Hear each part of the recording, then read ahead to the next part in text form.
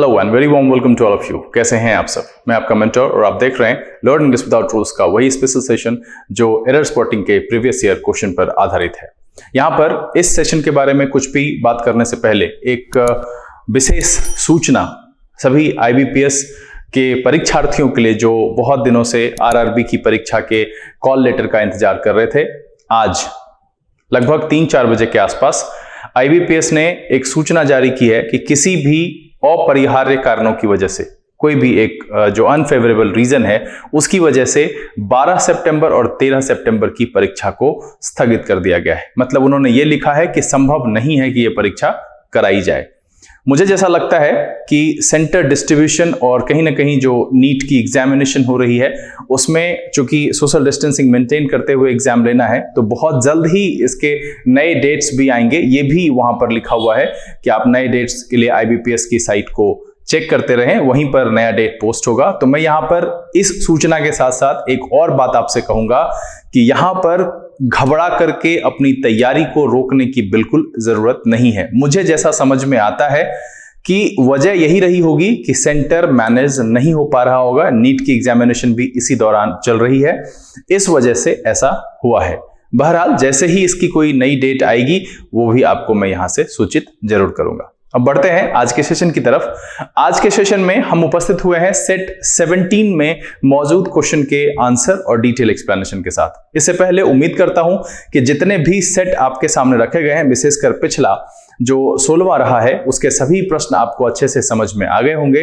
कोई भी परेशानी आपको वहां पर नहीं हुई होगी। मैं अभी भी यहां पर कहता हूं कि अगर कोई भी समस्या रह जाती है आप उसको मन में ना रखें, नीचे लिख करके कमेंट बॉक्स में मुझे सूचित जरूर करें। बहुत सारे ऐसे बच्चे हैं जिनको कमेंट लिखने में झिझक होती है। आप जिस तरीके से भी सुटेबल समझते हैं, आपको अच्छा लगता है, अपनी समस्या जरूर लिखिए, अपने अंक लिखिए। ये सारे कमेंट्स आपके एंगेजमेंट को दिखाता है कि आप चैनल पर कितने इंटरेस्ट लेकर के जुड़े हुए हैं और आप वीडियो को देख रहे हैं।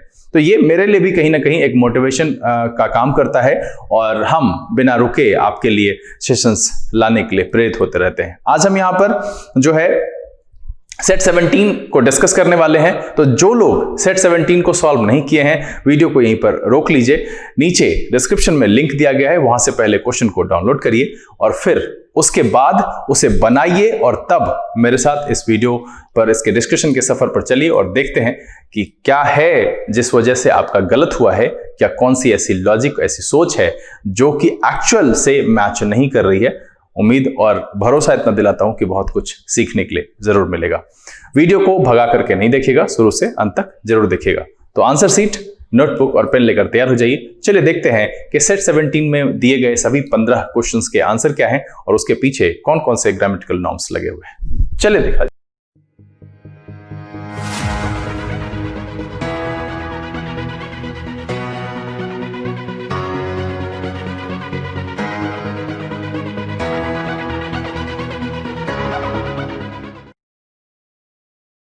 आइए अब हम आज के सेशन की शुरुआत करते हैं और एक एक करके सेट 17 में मौजूद सभी क्वेश्चन के आंसर भी देखेंगे और साथ ही ये भी देखेंगे कि उसके पीछे क्या ग्रामेटिकल नॉर्म्स लगा हुआ है। सेशन शुरू करने से पहले इस चैनल पर जो लोग नए हैं, चैनल को सब्सक्राइब करना और बेल आइकन प्रेस करना नहीं भूलेगा ताकि यहां से अपलोड की गई वीडियो की नोटिफिकेशन आपको मिले और आपका कोई भी इंपॉर्टेंट सेशन मिस ना हो। हर एपिसोड की तरह क्वेश्चन आपको यहीं पर दिखाई देगा, हम उसे एक एक करके बताएंगे और सॉल्व करते जाएंगे। आपको कहीं पर भी कोई परेशानी होती है, बिल्कुल जैसे बहुत सारे बच्चे हैं जो अपने सवाल को लिखते हैं, तो आप भी इस बात से कहीं पर भी पीछे मत हटिए, क्योंकि सवाल जब आप लिखेंगे तब आपको हम उसे समझाएंगे तो आपकी परेशानी कम होगी। अगर कोई दुविधा, कोई जिज्ञासा मन में रह गई तो फिर आगे आने वाले बहुत सारे सवाल हैं प्रीवियस ईयर के, जिसे मुझे कराने हैं, तो फिर कहीं ना कहीं आपके लिए परेशानी उतनी ही रह जाएगी। चलिए सेट 17 का जो पहला सवाल है वो है 44वां, और चूंकि मैंने इससे पहले 200 क्वेश्चन करा दिए हैं तो आज का जो पहला होगा वो होगा 244वां, 244। अब यहां पर देखिए, कह रहा है on account of the week long strike the factory was forced to close. मतलब वीक लॉन्ग स्ट्राइक हुआ और इसी वजह से जो है फैक्ट्री जो है वो बंद कर दिया गया, किसी के द्वारा, मालिक के द्वारा, ऑर्गेनाइजर के द्वारा, जो मेंटेन करता है उसके द्वारा। दैट्स व्हाई पैसिव में है be plus past participle, was forced। और अब मैं समझता हूं कि इस तरह के सवाल को अब आप समझ पाते होंगे। जब भी मैं ये बात कहता हूं कि पैसिव में है तो चीजें अब आपको पहले से अच्छे समझ में आती होगी।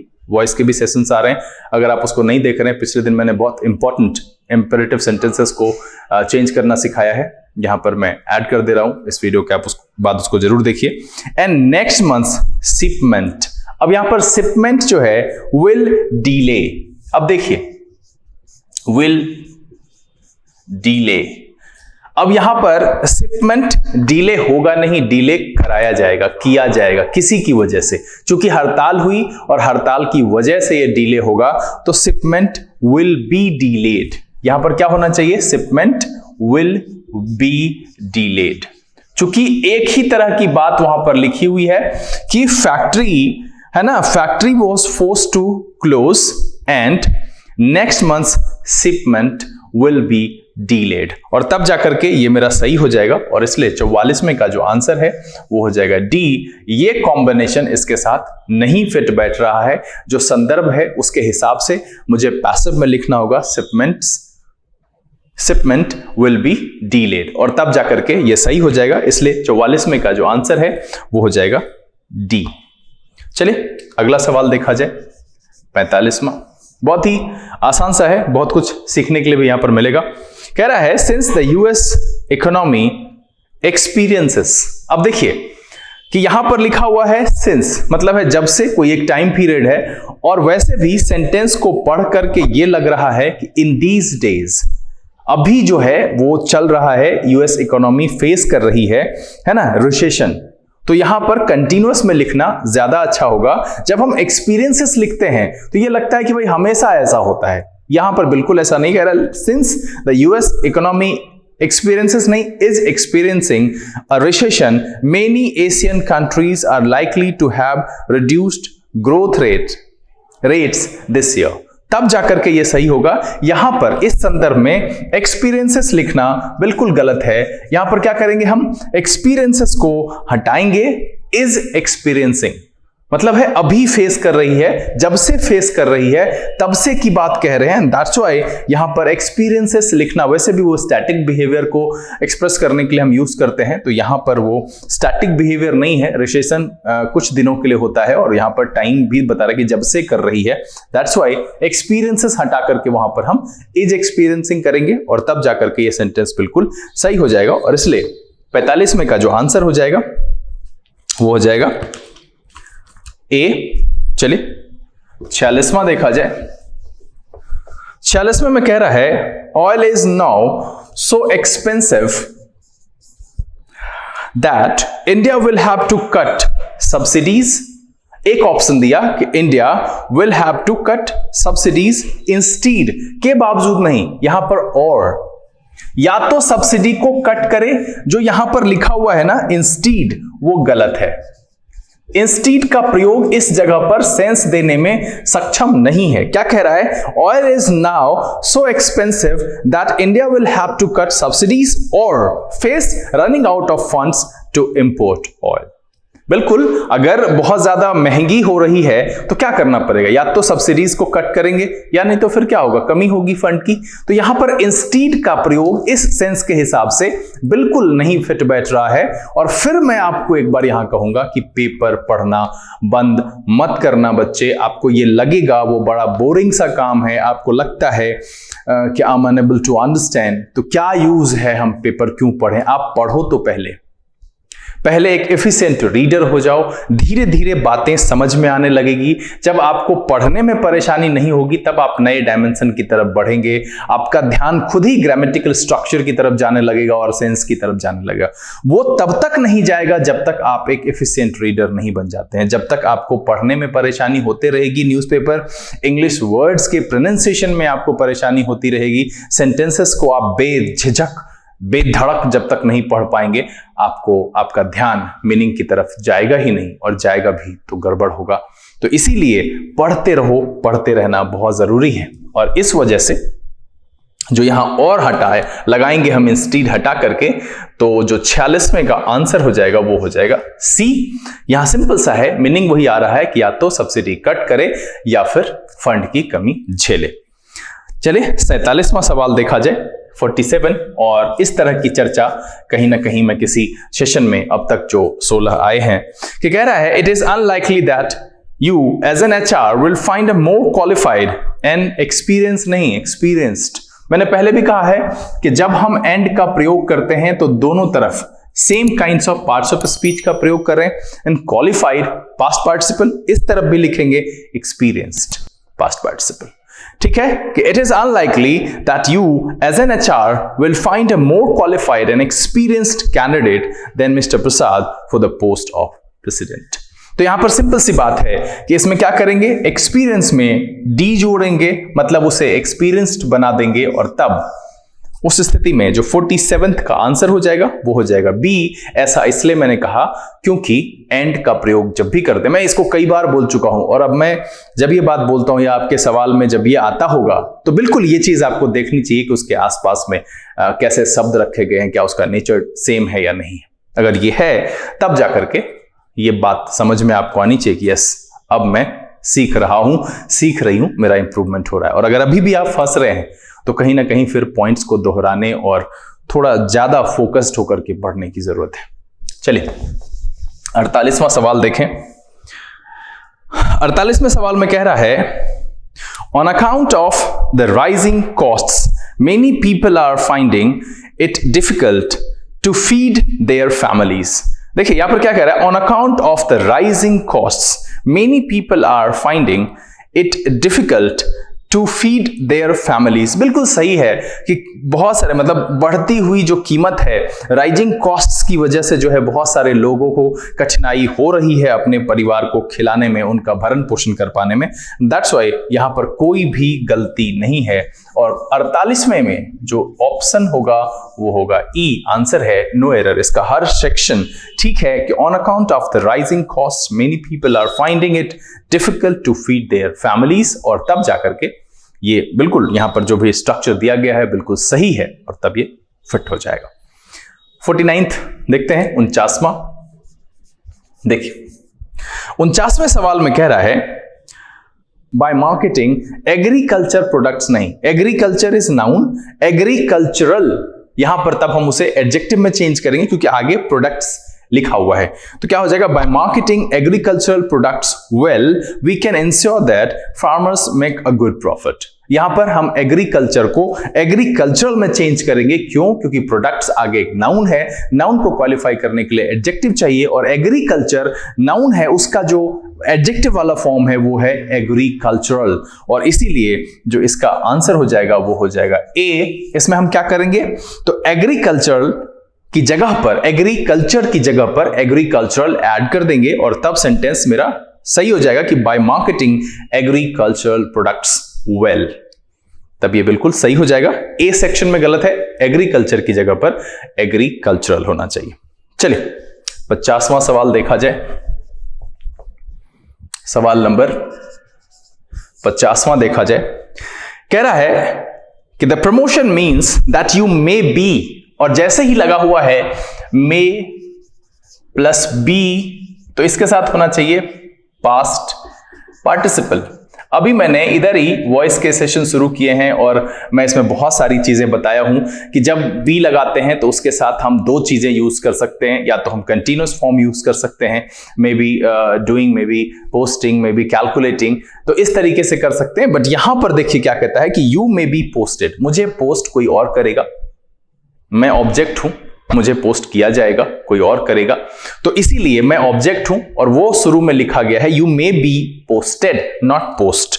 यहां पर क्या हो जाएगा, ये जो यहां पर पोस्ट लिखा हुआ है इस जगह पर ये गलत है, इसकी जगह पर हम पास्ट पार्टिसिपल यूज करेंगे, पैसिव फॉर्म में ये सेंटेंस है मेरा, तो इसीलिए क्या हो जाएगा, the promotion means that you may be posted in Goa और अहमदाबाद फॉर नेक्स्ट मंथ, तब जाकर के ये बिल्कुल सही हो जाएगा। अब यहां पर इस लिहाजन जो इसका आंसर हो जाएगा वो हो जाएगा सी। रीजन इसका यही है कि ये पैसिव फॉर्मेट में लिखा गया है, ऑब्जेक्ट को प्रधानता दी गई है, मैं जिसका की पोस्टिंग होना है, मैं एक ऑब्जेक्ट हूं, तो उस लिए जो है उस वजह से यहां पर बी के बाद वैसे भी पास्ट पार्टिसिपल यूज करते हैं पैसिव में, तो हम यहां पर पोस्टेड यूज करेंगे और 50वें का जो आंसर हो जाएगा वो हो जाएगा सी। अब देखिए ये जो 51 नंबर है ये पूरी तरह से न्यूज़पेपर रिलेटेड जो है वो बात है यहां पर कि आप अगर पढ़ते हैं तो सॉर्ट ऑफ नोटिस नहीं होता है, शॉर्ट नोटिस होता है, ये आप जानते हैं, एट शॉर्ट नोटिस। तो बिल्कुल यहां पर जो है देखिए वहां पर लिखा हुआ है eight such short of notice, बिल्कुल यहां पर नहीं होगा। 51 में जो कह रहा है कि this project is too big to undertake successfully at such short notice. बीच में से क्या करेंगे हम, ऑफ को यहां पर हटा देंगे और इसीलिए जो यहां पर क्या हो जाएगा, इसका आंसर हो जाएगा डी, क्योंकि सार्थक मीनिंग वाला जो शब्द है वो है एट शॉर्ट नोटिस। हम एट शॉर्ट ऑफ नोटिस नहीं लिखते हैं, शॉर्ट नोटिस। बिल्कुल, तब यहां पर क्या हो जाएगा, 51 में का आंसर हो जाएगा डी। उस पोर्शन में से शॉर्ट और नोटिस के बीच में जो ऑफ यूज किया गया है उसे हम हटा देंगे। अब सवाल नंबर 52, और इस पॉइंट को जरा गौर से सुनिएगा और मुझे लिखकर जरूर बताइएगा कि ये किन किन का सही हुआ है। बिल्कुल यहां पर मैं ये चीज आपसे जानना चाहूंगा कि ये किन किन का सही हुआ है।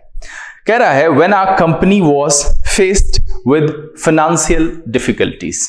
आपने सीधा सीधा यहां पर एक्टिव और पैसिव वाले नियम के हिसाब से लगाया होगा और आपके मन में हो रहा होगा कि यहां होना चाहिए when our company was facing financial difficulties. इस तरह की बात, फेसिंग इस तरीके से लिखना गड़बड़ हो जाएगा यहां पर। देखिए सबसे पहले तो आप या तो इसको ऐसा कर सकते हैं कि आप was को ए सेक्शन में से हटा दीजिए, सीधा सीधा कि when our company faced financial difficulties the training budget was the first to be cut। तभी बिल्कुल सही हो जाएगा कि when our company was हटा देंगे तो V2 आ जाएगा, पास्ट को बताएगा, और तब वो जो है कि जब थी फाइनेंशियल डिफिकल्टीज फेस की उस समय पर जो पहली चीज कट हुई वो क्या काटा गया, तो भाई ट्रेनिंग बजट। लेकिन यहां पर एक जानकारी है और वो जानकारी मैं आपको जरूर यहां पर शेयर करना चाहूंगा। वो जानकारी है रिलेटेड टू स्टैटिव पैसिव। देखिए इसकी चर्चा हम आगे करेंगे, पैसिव के सेशन में करेंगे। थोड़ी बहुत जानकारी मैं यहां पर आपको दे देता हूं, और मैं ऐसा इसलिए बता रहा हूं कि देखिए उस लिहाजन अभी जो मैंने आपको बताया तो उस लिहाजन जो इसका आंसर आया वो आया ए, बट एक्चुअली इसका जो आंसर है वो है बी। अब कहीं आपको क्या मार्क करना है, तो एक्चुअली आपको जो इसका मार्क करना है आंसर वो बी ही मार्क करना है। लेकिन जिस किसी भी बंदे ने ये सोचकर जो है आपने बी किया है, ठीक है वो हो गया, बट आपको ये जानकारी भी जरूर होनी चाहिए स्टैटिव पैसिव क्या होता है। तो स्टैटिव पैसिव वो होता है जहां पर कि ये पैसिव में हम क्या करते हैं कि वहां पर जो पैसिव फॉर्मेट होता है वो भी एक्शन को दर्शाता है, बट ये दर्शाता है कि वो किस पर हुआ। बिल्कुल वहां पर बिल्कुल ये दिखाता है कि वो किस पर हुआ। लेकिन स्टैटिव पैसिव जो है वो स्टेट को दिखाता है, इमोशनल कंडीशन को एक्सप्रेस करता है, एक्शन को एक्सप्रेस नहीं करता है। और इसमें पॉसिबिलिटी नहीं होती है परफॉर्मर्स की। नेम जो होता है वो परफॉर्मर्स का नाम जो है वो एक्सप्रेस करना नहीं होता। जैसे हम क्या कहते हैं कि she is interested in photography, हम इस तरह की बात भी कहते हैं कि she is interested in photography, Sonal is fond of chocolates, Naina is terrified of snake, Naina is terrified of snake। Simple सा है, इस तरीके के जो बात कहते हैं जो कि एक स्टेट को दर्शाता है, कंडीशन को दर्शाता है, इमोशनल कनेक्शन को दर्शाता है, एक्शन को नहीं दर्शाता है, तो वहां पर परफॉर्मर की जरूरत नहीं होती है। बिल्कुल परफॉर्मर की जरूरत नहीं होती। और यहां पर देखिए कि अगर आप इस क्वेश्चन को देखेंगे तो वहां वही लग रहा है कि परफॉर्मर की जरूरत ही नहीं है यहां पर कि when a company was faced with financial difficulties। बिल्कुल यहां पर जो है वो कंपनी के स्टेट को दर्शा रहा है, और यहां परफॉर्मर कौन है उसकी जरूरत है ही नहीं, क्योंकि एक्शन की बात ही वहां पर नहीं हो रही है, वो अवस्था दर्शा रहा है कंपनी का। मतलब है कि पैसिव फॉर्मेट में कुछ ऐसे वर्ब भी होते हैं जिनका हम पैसिव में यूज करते हैं, और वो स्टेट को दर्शाता है, एक्शन को नहीं दर्शाता है। जब एक्शन दर्शाता है तब हम उसके साथ जो है बाय वाला और बाय प्लस एजेंट वहां पर जो है वो पॉसिबल होता है। बट जब वो स्टेट दर्शाता है तो उसके साथ बाय प्लस परफॉर्मर पॉसिबल ही नहीं है। नॉर्मली वो उसके अलावा किसी और प्रपोजिशन के साथ इस्तेमाल होता है। जैसे कि Naina is interested in photography. Simple सा है कि Naina is interested in photography. तो यहां सिंपल सा बात है कि देखिए कि इंटरेस्टेड के बाद जो है इन लगाया गया है यहां पर बाय, यानी कि परफॉर्मर जो है, नैना क्या है, ऑब्जेक्ट है, उससे वो इंटरेस्ट उसमें है उसके लिए। तो यहां सीधी सी बात समझिए, हम इस पर डिटेल में बात बहुत जल्द पैसिव जो पढ़ा रहे हैं हम वॉइस, वहां पर हम इसकी बात करेंगे कि स्टैटिव पैसिव क्या है, पूरा एक सेशन इस पर रख करके आपको समझाएंगे। और ऐसे ही पैसिव में जो है बाय प्लस परफॉर्मर यानी कि एजेंट जो हम लिखते हैं उसकी पॉसिबिलिटी होती ही नहीं है। और नॉर्मली इस तरह के स्टैटिव पैसिव जो है उसमें जो वर्ब का फॉर्म लिखा जाता है वो आपको एक प्रपोजिशन के साथ आता है। और यहां जो इस सवाल में फेस लिखा हुआ है ना, वॉज फेस्ड, यहां पर एक विद की जरूरत है, तब जाकर के इसका मीनिंग क्लियर हो जाएगा। मतलब है कि जो ये सवाल है एक्चुअल में देखिए हम उसको एक्शन में बदल दे रहे हैं कि हमने वॉज हटा दिया, तो उस हिसाब से भी सेंटेंस मीनिंग दे रहा है। बट जब आप एप्रोप्रिएट की बात करेंगे तो एप्रोप्रिएट जो है कंडीशन वो यहां पर क्या है कि कंपनी के कंडीशन को एक्सप्रेस कर रहा है। And in that case we can use stative passive.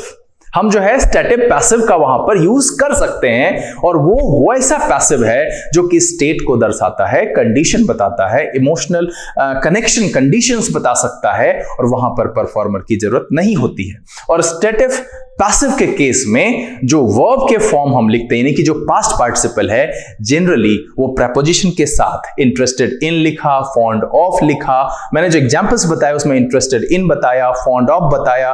तो सिंपल सा है कि यहां पर जो है वो फेस्ड के साथ विद लगाएंगे, और इस कंडीशन में जो इसका एक्चुअल आंसर हो जाएगा वो हो जाएगा बी। आपने सेंटेंस की रचना के आधार पर ए आंसर बनाया, मीनिंग आ गया।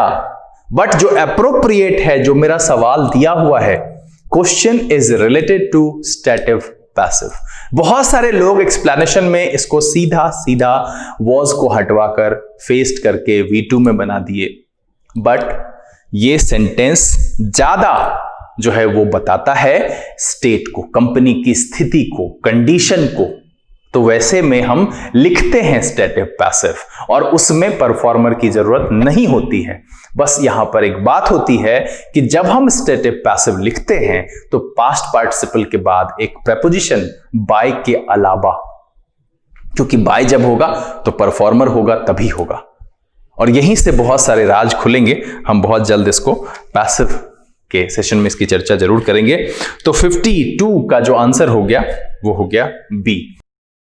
चलिए अगला सवाल देखा जाए। 53 कह रहा है conservationist believe that better management of national parks is the only way to save India's tiger population from extinction. बिल्कुल, यहां पर जो कंजर्वेशनिस्ट लिखा हुआ है उसके बाद बिलीव जो प्लूरल फॉर्म ऑफ वर्ब है, that better management of national parks is. अब देखिए कि यहां पर फिर से आपको लगेगा कि पार्क्स के बाद इज कैसे लिखा हुआ है, तो फिर यहां पर एनपीएन है, बेटर मैनेजमेंट ऑफ, तो बात मैनेजमेंट की हो रही है इसलिए इज लगा हुआ है। The only way to save India's tiger population from extinction. बिल्कुल ये सही है, इसमें कोई भी गड़बड़ी नहीं है, और इसीलिए जो इसका आंसर है वो है ई, दैट मीन्स नो एरर। यहां एक जगह पर आपको कंफ्यूजन हो सकती है कि पार्क्स के बाद इज रखा गया है, तो नहीं, वो मैनेजमेंट के लिए आया है, बीच में प्रपोजिशन लगा हुआ है, इसका ध्यान रखेंगे। बच्चे एक और चीज है कि ये जो अगला क्वेश्चन है bank of Baroda agriculture officer, ये 5 अक्टूबर 7/9/2000 नहीं 5/10/2008 है, तारीख यहां पर गड़बड़ है। चलिए 54 नंबर सवाल देखिए। मैंने कहा था कि हम जो सो का प्रयोग, ये मैं बता चुका हूं, एक दिन सो और वेरी का प्रयोग मैंने बताया था, और उसमें मैंने कहा था कि सो के बाद हम एडजेक्टिव या एडवर्ब का प्रयोग करते हैं, नाउन यूज नहीं होता है। लेकिन सच के बाद हम एक एडजेक्टिव प्रयोग करते हैं और साथ में नाउन का प्रयोग करते हैं। सो का प्रयोग यहां पर नहीं होगा। यहां देखिए कि क्या कह रहा है कि सो ड्रास्टिक ड्रॉप, चूंकि ड्रॉप एक नाउन है इसलिए सच अ ड्रास्टिक ड्रॉप, क्या हो जाएगा, सच अ ड्रास्टिक ड्रॉप। यहां से सो हटाएंगे, सो का प्रयोग इस तरीके से होता है, यहां इसके आगे नाउन का प्रयोग नहीं करते हैं। सच के साथ हम नाउन का प्रयोग कर सकते हैं, सच प्लस नाउन फ्रेज, मतलब है कि एडजेक्टिव प्लस नाउन हम इस तरीके से इस्तेमाल करते हैं। तो यहां जो 54वें का आंसर हो जाएगा वो हो जाएगा ए। ध्यान में यह रखना है कि सच का प्रयोग जब करते हैं तो सच के साथ एडजेक्टिव या एडजेक्टिव प्लस नाउन, या फिर आप इसे कह सकते हैं नाउन फ्रेज, उसका प्रयोग किया जाता है। इसीलिए जो 54वें का आंसर है वो हो जाएगा आपका ए। चलिए 55वां सवाल देखा जाए और देखिए फिर से स्टैटिव पैसिव, जी हां फिर से स्टैटिव पैसिव 55वां। इस पर हम विशेष बात करेंगे बंधु, घबराने की जरूरत नहीं है। वी आर इंटरेस्टिंग नहीं, we are interested in something, simple सा है, we are interested in something, इस चीज को ध्यान में रखेंगे। तो वी आर इंटरेस्टिंग नहीं, इंटरेस्टेड। अब in purchasing the new laptop, अब देखिए यहां परफॉर्मर है नहीं, वो मेरा कंडीशन है, वो मेरा स्टेट बता रहा है, एंड दैट्स व्हाई इस तरह के पैसिव, मतलब कुछ ऐसे वर्ब होते हैं जिसको पैसिव फॉर्मेट में हम लिखें तो वो स्टेट को बताता है, कंडीशन को बताता है, इमोशनल कनेक्शन को बताता है, तो उस जगह पर परफॉर्मर की पॉसिबिलिटी ही नहीं होती है। इसीलिए वहां पर जो है दूसरे प्रपोजिशन बाय के अलावा लिखा जाता है। मैं कह रहा हूं कि धैर्य रखिए, बहुत जल्द इस पर भी बात करेंगे, वॉइस का सेशन साथ में चल रहा है कि we are interested not interesting, और इसीलिए 55वें का जो आंसर हो जाएगा वो हो जाएगा ए। उम्मीद करता हूं कि समझ में आ गया होगा। दिक्कत हो तो नीचे लिखिएगा जरूर अपनी बात। चलिए 56वां देखा जाए, कह रहा है the committee reviewing the deal. Committee क्या कर रही है, डील रिव्यू कर रही है।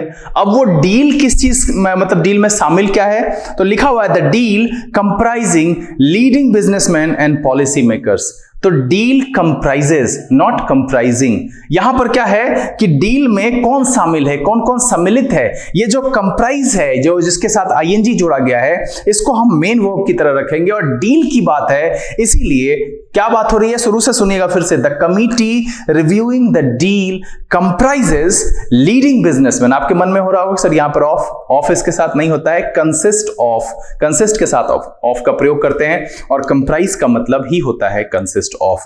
तो यहां पर क्या हो जाएगा, कंप्राइजेस लीडिंग बिजनेसमैन, यहां पर कंप्राइजिंग नहीं होगा। जब अगर हम इसके साथ लिखेंगे तो जो है वो यहां इज आर एम, यानी कि मुझे कंटिन्यूअस में रखना होगा, और कंटिन्यूअस में इसका मीनिंग शामिल जो है वो ठीक ढंग से नहीं एक्सप्रेस होगा। अगर कोई डील है जिसको रिव्यू हो रही है तो उसमें कौन कौन शामिल है उसकी बात करेंगे। दिस इज स्टैटिक नेचर, तो क्या हो जाएगा, the deal comprises leading businessman and policy makers, और इसीलिए जो 56वें का आंसर हो जाएगा वो हो जाएगा आपका बी। हम यहां क्या करेंगे, कंप्राइजिंग को हटाकर कंप्राइजेस यूज करेंगे। चलिए 57वां सवाल देखा जाए। 57वें सवाल में ये चीज पहले से मैं बता चुका हूं कि a company has initiated talks to sell more of 20% of its stake. और मैंने पहले ही कहा था कि जब हम नॉर्मल कंपैरेटिव डिग्री के एडजेक्टिव का प्रयोग करते हैं तो हम देन का प्रयोग करते हैं, कंपैरिजन प्लस सिलेक्शन के केस में हम ऑफ का प्रयोग करते हैं, और लैटिन ओरिजिन वाले जिसका कि लास्ट दो लेटर जो होता है ओ और आर होता है उसके साथ हम टू का प्रयोग करते हैं। इसमें मैंने एक्सेप्शन बताया था प्रेफर और प्रेफरेबल। तो यहां पर मोर ऑफ नहीं, मोर देन, और इसीलिए जो 57 का आंसर हो जाएगा वो हो जाएगा सी। ये मैं मुझे लगता है कि 2 या 3 एपिसोड में बता चुका हूं कि साधारण नॉर्मल कंपैरिजन के केस में हम देन का प्रयोग करते हैं, कंपैरिजन प्लस सिलेक्शन के प्रयोग में हम ऑफ का प्रयोग करते हैं, और लैटिन ओरिजिन वाले एडजेक्टिव जिसका अंतिम 2 अक्षर ओआर होता है उसके साथ हम टू का प्रयोग करते हैं। आपके मन में आएगा कि आप बार बार दोहराते क्यों हैं, क्या हम लोग इतने बुद्धू हैं? नहीं, जब आप बार बार किसी चीज को सुनते हैं तो जब जरूरत पड़ती है तो अनायास वो आपके सामने चला आता है और आप फंसते नहीं है।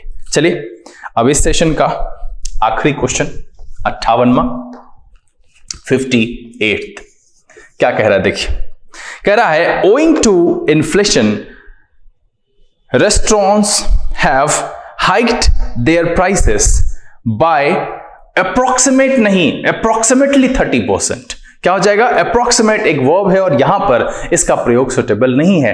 अप्रोक्सीमेटली 30%, तो हम यहां पर इस अप्रोक्सीमेट को हटा करके अप्रोक्सीमेटली में चेंज कर देंगे और तब जाकर के ये मेरा सेंटेंस सही हो जाएगा कि owing to inflation restaurants have hiked their prices approximately 30%। तब जाकर के मेरा सेंटेंस सही हो जाएगा और 58 में का जो आंसर हो जाएगा वो हो जाएगा डी। आज इस सेशन में जो बातें सीखने के लिए मिली उसमें सबसे इंपॉर्टेंट ये था कि आप सच के बाद नाउन फ्रेज या एक एडजेक्टिव प्लस नाउन का प्रयोग करते हैं। सो के बाद सिर्फ एडवर्ब या जो है एडजेक्टिव का प्रयोग कर सकते हैं, नाउन का प्रयोग वहां नहीं करना होता है। दूसरी बात हमने सीखी, थोड़ी बहुत जानकारी मैंने आपको यहां पर दी है। मैं इस जानकारी को पूरे विस्तार से अपने वॉइस के सेशन में लेकर के आऊंगा। स्टैटिव पैसिव की बात मैंने की। स्टैटिव पैसिव ऐसे वर्ब्स वाले पैसिव होते हैं जो कि एक्शन को नहीं बताता है। इसमें इंटरेस्ट है, इसमें फेस है, इसमें नो है। तो इस तरह के जो वर्ब आते हैं, इससे जब हम पैसिव बनाते हैं तो वहां पर परफॉर्मर नहीं होता है और परफॉर्मर नहीं होने की परिस्थिति में बाय की जरूरत नहीं होती है, क्योंकि तब एजेंट वहां पर बाय वाला नहीं आएगा, है ना। परफॉर्मर नहीं है तो बाय आएगा नहीं। तो ऐसे स्टैटिव पैसिव के केस में पास्ट पार्टिसिपल जो हम लिखते हैं पैसिव का, उसके बाद जनरली एक प्रेपोजिशन प्रयोग किया जाता है, जैसे interested in, fond of, faced with. इस तरीके की बात मैंने की है। इस पर डिटेल हम जो है अगले दिन बात करेंगे। इससे रिलेटेड जो सवाल था वो था 52वां और एक सवाल था 55वां। 55वें में तो हमने इंटरेस्टिंग को इंटरेस्टेड किया और 52वें में फेस्ड के साथ विद लगाया। ऐसे जिन बच्चों ने इसमें सिर्फ वॉज हटाकर फेस्ड कर दिया है, आप उसको 50% सही मान सकते हैं, बट जो एप्रोप्रिएट है उसके हिसाब से इसका आंसर बी ही होगा। आप सब लिख करके मुझे जरूर बताएं कि किन किन को ये स्टैटिव पैसिव पता था, और अगर नहीं पता है, अगर इस पर एक पूरा एपिसोड चाहिए तो वो भी नीचे लिखिए।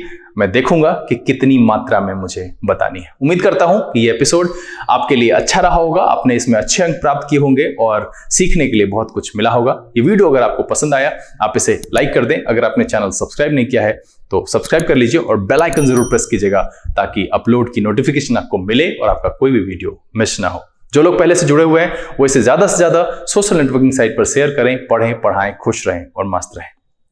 एक और बात है, यहां पर हर एक एपिसोड की तरह वीडियो के अंत में एक प्रीवियस ईयर का सेट लगाया जा रहा है।